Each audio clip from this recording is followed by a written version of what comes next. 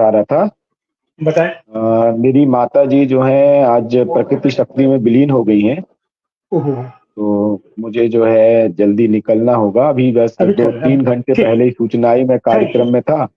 फिर आपके thank you sir, कार्यक्रम थैंक में रहा तो मैंने बोला कि पहले मैं यू, थैंक यू।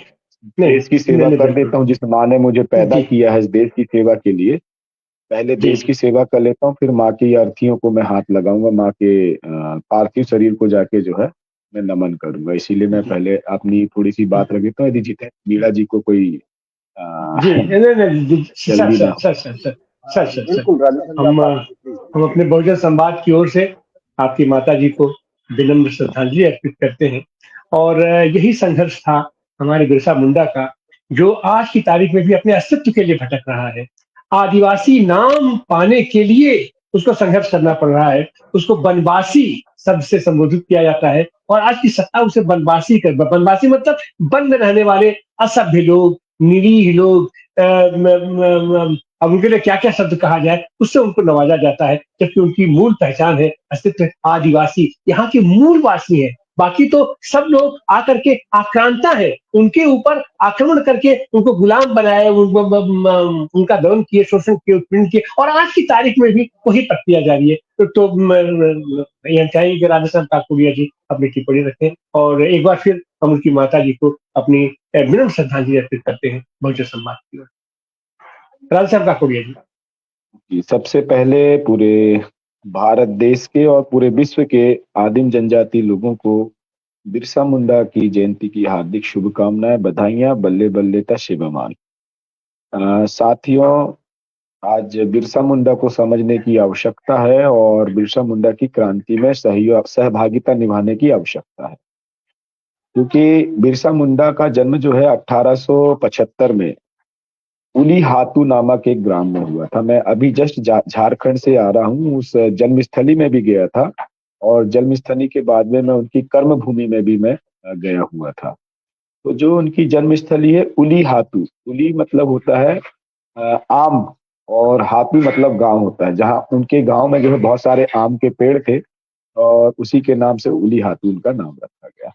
फिर उन्होंने जहाँ पे एक जन चेतना की क्रांति बोले, एक रणनीति बोले, जो इस आदिम जनजाति क्षेत्र में दिकू लोग, जो अभी हमारे महोदय जी बोल रहे थे, कुनिया जी, उन्होंने बोला कि दिकू, तो दिकू का मतलब होता है जो आदिवासियों के जल जंगल जमीन और उनकी मातृ शक्तियां, पितृ शक्तियां, और इसके साथ साथ में उनकी संस्कृति सभ्यता और उनकी अ, जो पेन थाने होते हैं, देव स्थल होते हैं, उनके साथ में खिलवाड़ करने वाले को दिकू बोला जाता है। अब दिकू ऐसा नहीं है कि पंडित हो जाए, दिकू ऐसा नहीं है कि मनुवादी हो जाए, दिकू ऐसा नहीं है कि विदेशी हो जाए। दिकू वो है जो परिवार का भी है, चाहे वो एसटी का हो, एससी का हो, ओबीसी का हो, चाहे माइनॉरिटी का हो, चाहे सामान्य वर्ग का हो। जो भी आदिवासियों की अस्मिता और उसके मान मर्यादा और उसके जल जंगल जमीन के साथ में छेड़छाड़ कर रहा है, उनके जो पौराणिक, जो उनके जो प्राचीन, जो उनके बोलते हैं ऐतिहासिक जगह को जो है नुकसान पहुंचाता है, ऐसे व्यक्ति को दिकू बोला जाता है। तो उन दिकुओं के खिलाफ में जो है बिरसा मुंडा ने महज 25 साल की उम्र में, जिस 25 साल की उम्र में बोलते हैं कि देश परिवार संभालने के लायक होता है, लेकिन उन्होंने पूरे जो है देश के एसटी, एससी, ओबीसी, माइनॉरिटी और सामान्य वर्ग जो आदिम जनजाति क्षेत्र में रहते थे, इन सब के लिए संघर्ष किया। अब बात आती है यहाँ पे अंग्रेजों की। तो मैं अंग्रेजों की बात लगातार लगातार करते रहते कि अंग्रेजों ने समाधान नहीं, अंग्रेजों को तो भारत देश में लेके आया गया, जिस तरह से मुगलों को भारत में बुलाया गया। तो ये आरएसएस जो है, जो मनुवादी विचारधारा से, मनुवादी विचारधारा का मतलब होता है ऐसी विचारधारा जो प्रकृति का दोहन करती हो, ऐसी विचारधारा जो मानवता का दोहन करती हो, ऐसी विचारधारा जो आपस में लड़वाती हो, ऐसी विचारधारा को मैं बोलता हूं मनुवादी विचारधारा। क्योंकि मनु का आप पढ़िएगा, सारा चीज हिस्ट्री पढ़िएगा, मैंने पढ़ा हुआ है। लेकिन जब आदिवासी आदिम जनजातियों की बात करते हैं, इस गोंडियन सभ्यता की बात करते हैं, गोंडियन संस्कृति की बात करते हैं, तो हमारे जो है जैसे मुंडा है, तो मुंडारी एक परगना हुआ, हमारा शासन हुआ, जहाँ पे मुंडा लोग शासन करते थे, राजा महाराजा हुआ करते थे। उसी तरह से एक जो है संथाल परगना हो गया, तो संथाल परगना में संथाल लोग राजा रहते थे, वहाँ की जल जंगल जमीन की रक्षा किया करते थे। और इस साइड में जाइए तो भीलवाड़ा हो गया, तो भील लोग जो है, मीणा भील लोग जो है यहाँ पे अपने राजपाट चलाते थे, जल जंगल जमीन अपने जो कबीलाई व्यवस्था थी, गंड व्यवस्था थी, उस गंड व्यवस्था को स्थापित करते थे। मध्य भारत में जाइए तो मध्य भारत में गौंड राजाओं का शासन था, तो गौंड राजाओं ने 52 गढ़, 57 परगना, 258 रियासत ऐसे मिला के इनके जो है संताल परगना, कोल परगना, फिर इसके बाद में मुंडारी परगना, मीणा परगना। तो ये मीणा कोल जो है वो एक ही समुदाय के लोग हैं। राजस्थान में मीणा मिलते हैं और इस साइड में जाएंगे तो कोल आ जाते हैं। क्यों मीणा साहब, सही तो बोला हूं ना? तो दोनों का जो है एक वो था। लेकिन जो विदेशी है, विदेशी का मतलब ये नहीं है भाई, जब भारत देश आजाद हुआ तो अंग्रेज बाहर से आए हुए थे। वो जो मुगल थे, जो मुसलमान थे, वो भी बाहर से आए थे। उसी तरह से जो हिंदू हैं, जो आर्य लिखते हैं अपने आप को, जो ब्राह्मण हैं, तो वो भी तो विदेशी है ना। तो ये विदेशियों ने आदिवासियों के जल जंगल जमीन में कब्जा किया, और कब्जा करते हुए जो है उनके ऊपर में अन्याय अत्याचार किया। उसी के खिलाफ में जो है बिरसा मुंडा ने जो है उलगुलान किया था, और उस उलगुलान को बोलते हैं दिकुओं के खिलाफ का उलगुलान। और दिकू का मतलब ये नहीं है कि अंग्रेज बस हो, लेकिन बार बार अंग्रेजों को इसलिए दिखाया जाता है कि यहाँ के जो है आरएसएस के लोगों को कोई कुछ आदिवासी कुछ ना बोले, यहाँ के पूंजीपतियों को कोई कुछ ना बोले, यहाँ के अडानी अंबानियों को कोई कुछ ना बोले। इसीलिए बार बार इतिहास को बदल के अंग्रेज अंग्रेज अंग्रेज अंग्रेज, अंग्रेज नहीं, यहाँ के जो बासिंदे थे, जो आदिवासियों के जल जंगल जमीन पे नियत गड़ाए हुए थे। जैसे अभी मैं वर्तमान बात कर रहा हूँ, मैं झारखंड गया हुआ था, तो झारखंड में मैंने देखा भारतीय जनता पार्टी की चाल देखा। पानी लाना भाई थोड़ा सा। भारतीय जनता पार्टी की मैंने चाल को देखा, तो भारतीय जनता पार्टी ने देखिए पंचमाला बनाई है, और ये पंचमाला मनुवादियों के और पूंजीपतियों के, अडानी अंबानियों के इशारे पे बन रही है। यहाँ देश की जनता नहीं है, बहुजन, यहाँ जो समाज है, जो वोट के माध्यम से, अपने मत के माध्यम से जो सरकार बनाता है, वो नहीं है, वो है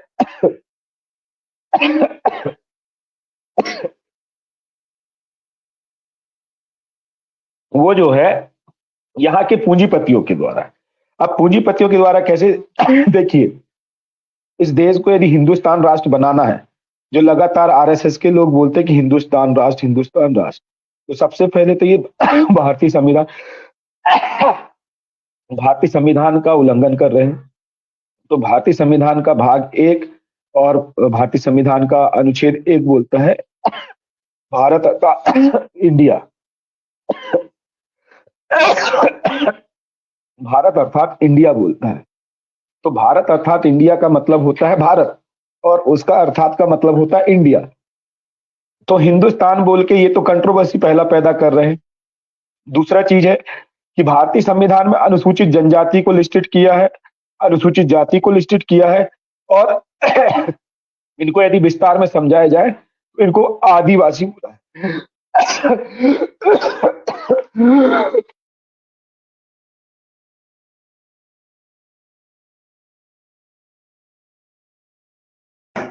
आनंद जी, आप आपकी आवाज आप इस समय दुखी भी है काकुड़िया जी, उनकी माता जी का निधन हुआ है। हमारा पूरा बहुजन संवाद उनकी संवेदना में शामिल है, और इसमें मौसम है, उनको खांसी भी आ रही है। खैर, हम उनकी माता जी को फिर एक बार अपनी विनम्र श्रद्धांजलि अर्पित करते हैं, और हम चलते हैं जितेंद्र मीणा जी के पास। जितेंद्र मीणा जी, क्या बाखूबी से ये एक संगठन विशेष चीजों को किस तरीके से तोड़ मरोड़ करके अपने ढंग से प्रस्तुत बस कर मैं देता 5 है, मिनट अपनी और बात वो रखना लाता है चाहता हूँ थोड़ा। मैं जी अपनी पूरी जी जी बात को रख बोलिए दूं। जी जी बोलिए जो बोलिए मैं झारखंड की बात बता रहा था उसको थोड़ा सा पूरा एक्सप्लेन कर देता हूँ। तो जो झारखंड में आप देखिएगा जो चुनाव चल रहा है, झारखंड का चुनाव 2 चरण में है। पहले 13 तारीख को हो गया, अब दूसरा 20 तारीख को होगा। जहां पे वहां की जो विधानसभा सीट है बहुत कम है, अपेक्षाएं महाराष्ट्र में 228 सीट है, 88 सीट है 200। अब ये देखिए, इन्होंने ईवीएम के माध्यम से, अडानी अंबानी के माध्यम से मध्य प्रदेश में सरकार बनाई, फिर छत्तीसगढ़ में सरकार बनाई, उड़ीसा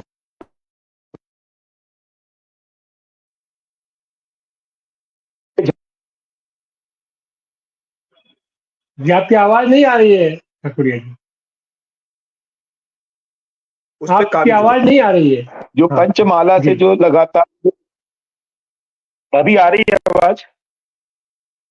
हेलो, जी बोलिए, जी आ रही है बोलिए, आवाज आ रही है?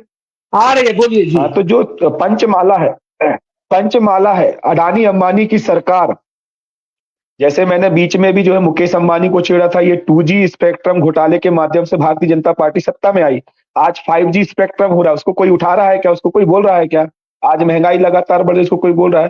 तो ये जो है आदिवासियों के जल जंगल जमीन में जो खनिज संपदा है, इनको ये पंचमाला बनाकर जो है मध्य प्रदेश, छत्तीसगढ़, उड़ीसा, झारखंड और बिहार, तो बिहार भी ले चुके हैं नीतीश कुमार को साथ में, मध्य प्रदेश भी ले चुके हैं, छत्तीसगढ़ भी ले चुके हैं, उड़ीसा भी ले चुके हैं, अब बचा इनका झारखंड। तो झारखंड लेंगे तो ये पूंजीपतियों के लिए इनके आदिवासियों की जमीन में जो आयरन ओर है, तमाम खनिज संपदा है, इनको लूटने का पूरा षड्यंत्र चल रहा है और ये इस देश के सबसे बड़े दिक्कू हैं। अब बिरसा मुंडा का उलगुलान फिर से होना चाहिए और पूरे मध्य प्रदेश, छत्तीसगढ़, उड़ीसा, असम, अभी असम में जो है, असम और ये मणिपुर में अभी आदिवासी लड़की को जो है 21 साल की आदिवासी लड़की को बलात्कार करके जला दिया गया है ना। और मध्य प्रदेश की बता रहा हूँ, मध्य प्रदेश में 12 तारीख को मैंने एक आंदोलन किया था, उस पे जो है 20 साल की लड़की के साथ में बलात्कार करके जायसवाल बंधुओं ने उसको फांसी से लटका दिया। तो मध्य प्रदेश में आज देखिए जनता मुख्यमंत्री बनाती है, लेकिन मध्य प्रदेश में तो पर्ची से मुख्यमंत्री बना है। हमारे जो मोहन यादव जी है, मोदी की और आरएसएस की पर्ची आई, मोहन भागवत की पर्ची आई और मध्य प्रदेश में मुख्यमंत्री बन गया। मतलब जनता का तो कोई रोल ही नहीं है, लोकतंत्र तो पूरा तरह से खत्म हो चुका है। यदि पुनः लोकतंत्र को बचाना है, इस देश की जनता को बचाना है, तो जितने भी आदिम जनजाति के क्षेत्र हैं और जो वास्तव में एसटी, एससी, ओबीसी माइनॉरिटी के हैं और जो हमारे सामान्य वर्ग के ऐसे व्यक्ति हैं जो वाकई में समझते हैं कि ये देश जिनका है, उनके साथ में हमको खड़ा रहना चाहिए। तो ऐसे सभी लोगों को मैं बोलता हूं कि आप बिरसा मुंडा के उलगुलान को, फिर से दिक्कुओं के उलगुलान को, दिक्कुओं के खिलाफ उलगुलान को छेड़ना पड़ेगा और बिरसा मुंडा की क्रांति को छेड़ना पड़ेगा। जैसे हसदेव का जंगल कटा है, उसको बचाने के लिए हमको आना था, आगे नहीं आए। अभी मणिपुर में घटना हो रही है, वहां भी हम लोग नहीं पहुंच रहे हैं। हमारे मध्य प्रदेश में सिंगरौली में, हमारे उमरिया में, हमारे शहडोल में लगातार अडानी अंबानियों का कहर ढा रहा है, एक से एक योजनाएं लेके आ रही हैं। तो बिरसा मुंडा की जन्म जयंती में आपको मैं बहुत सारी बधाइयां देता हूं।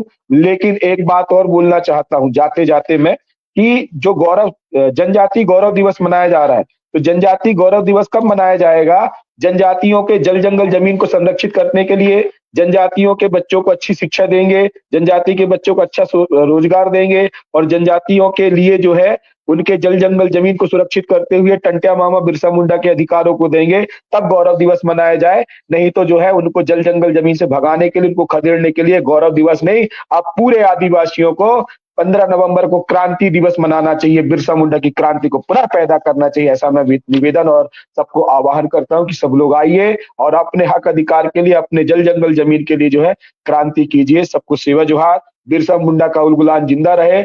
आबुआ देश, आबुआ राज, आबुआ देश, आबुआ राज। हमारा देश है, हमारा राज होना चाहिए। धन्यवाद। सेवा जोहार। डॉक्टर साहब को भी सेवा जोहार।